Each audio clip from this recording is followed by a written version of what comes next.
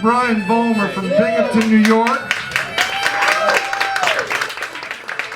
I've been lucky occasionally I've got to go on tour with him, and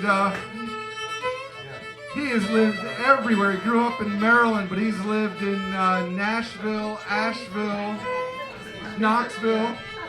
He's lived in Ithaca. He's in Binghamton. He teaches some fiddle, he teaches some banjo, and if you get to watch him right now, you're getting a fiddle lesson. If you listen to Brian Vollmer right now, you're getting a fiddle lesson. Lots of ways of learning I have learned in Alaska. If you're poetically inclined, got a poem about learning to play fiddle. It goes like this. Old-time fiddle lesson. To learn, lock yourself your fiddle in a room. I'll start again. Old-time fiddle lesson. To learn, lock yourself your fiddle in a room all winter and practice till you play with a twisty, heartfelt, rhythmic punch that approaches trance. Now, fiddling's not technical repetition anyone can master. It's the sound you make once you know, and the blood you clog with your fingers, while that old devil music dances inside the box. That's Brian playing. He's married to a woman, Claire Byrne, who plays in a band called Driftwood.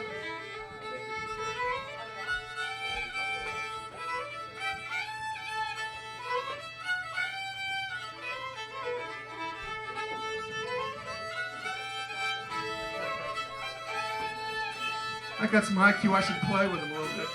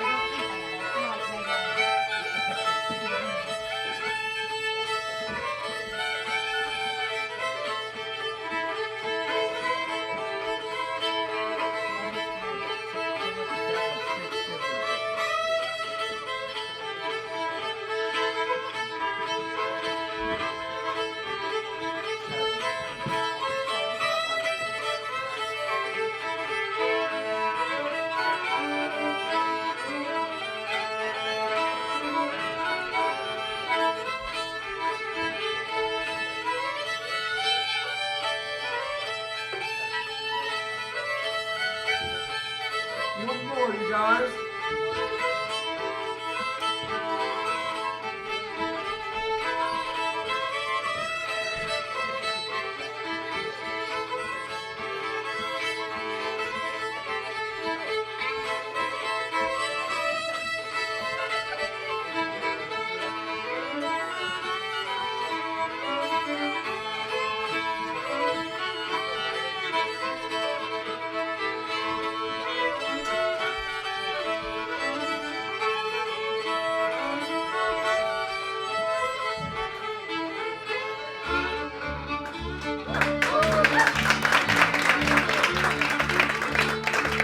Wild Hog.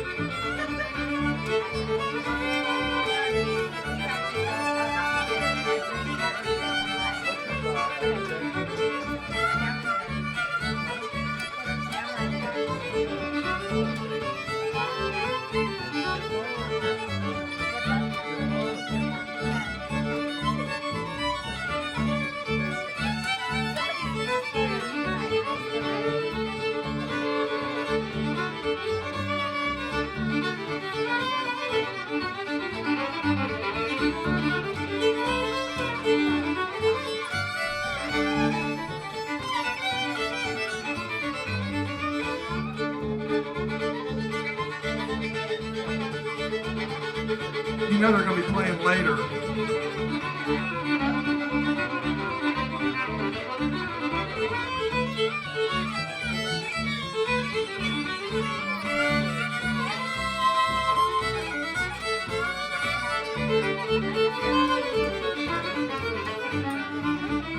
One more time, you guys, after this.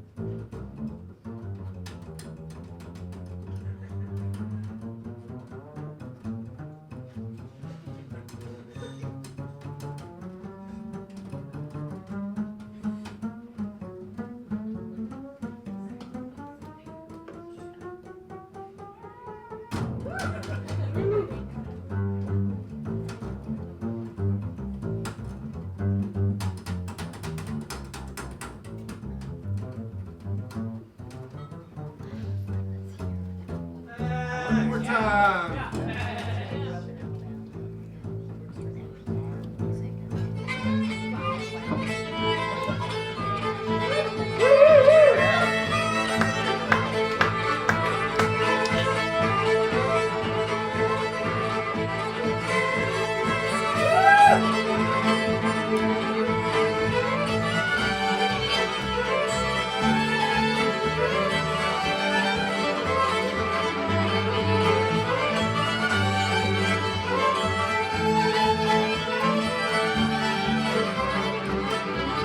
I don't drink and I don't smoke and I don't wear no greasy coat.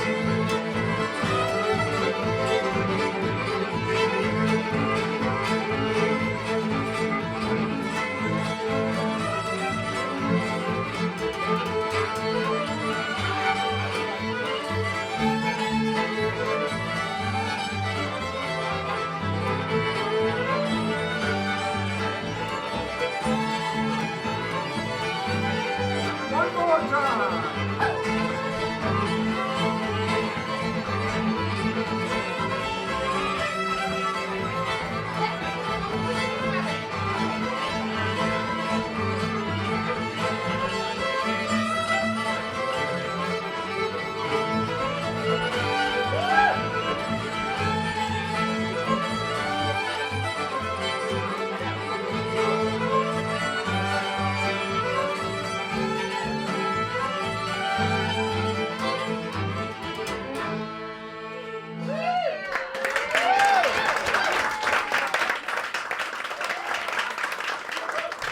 Max Johnson on the bass, so that was Laura Cortesian's Dance Cards. We'll be playing, you want to stick around, or if you have to leave, come on back. They're playing about, I think, 11:15 or so.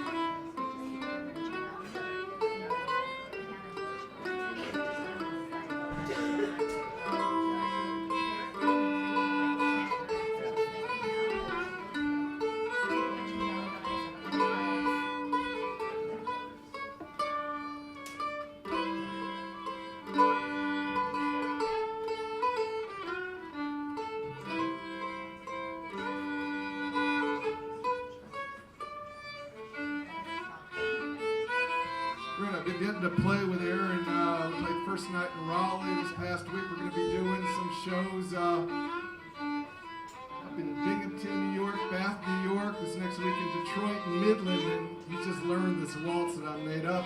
It's called the Fairbanks Cabin Waltz. I'm going to take you to Alaska for a minute or two and tell you about a party I had in Nome, Alaska. When I moved to Fairbanks, Alaska in 1985 for a graduate school in creative writing, had an epiphany. At the end of every semester, we always had a party. We didn't do that when I was an undergraduate as a business major at Duke University. We didn't do that.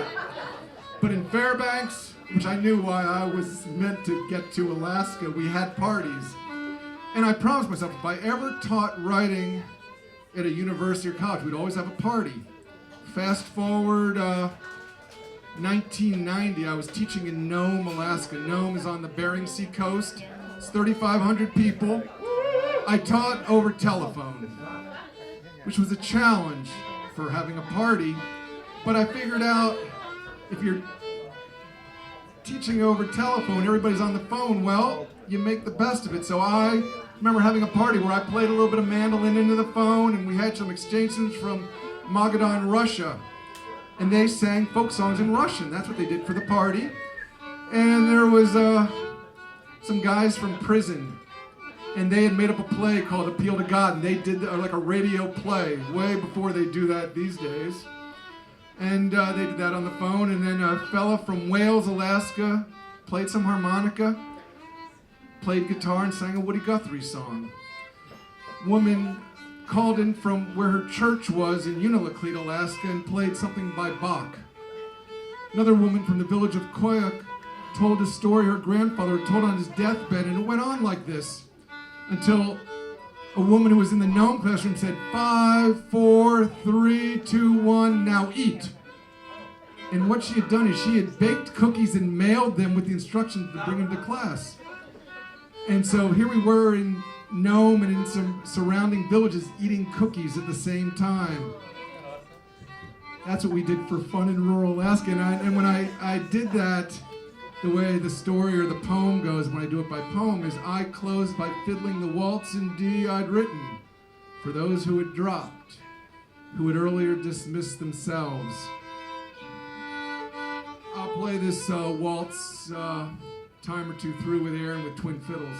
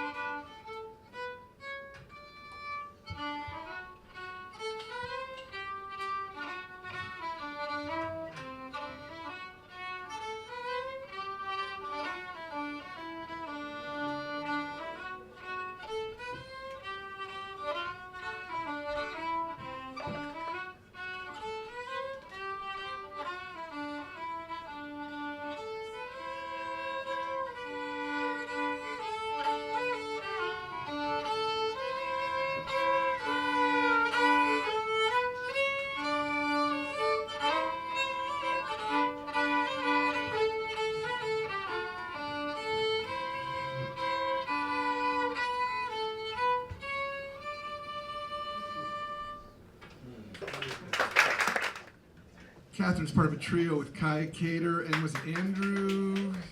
Yeah, so later we're gonna have Kaya, Catherine, and Andrew. We got all sorts of folks, but right now I have a poem that I never get to read, but with Chris Miller here, I get to do this poem called Charlene.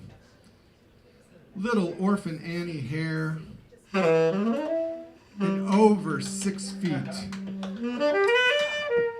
Pretty, like the grain of sanded redwood.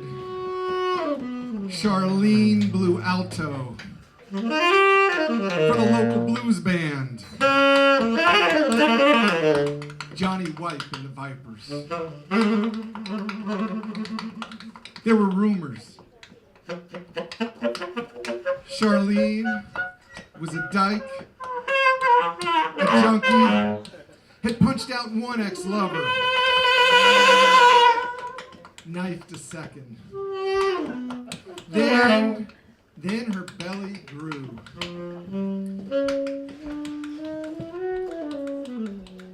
One night tackling a mean Charlie Parker riff,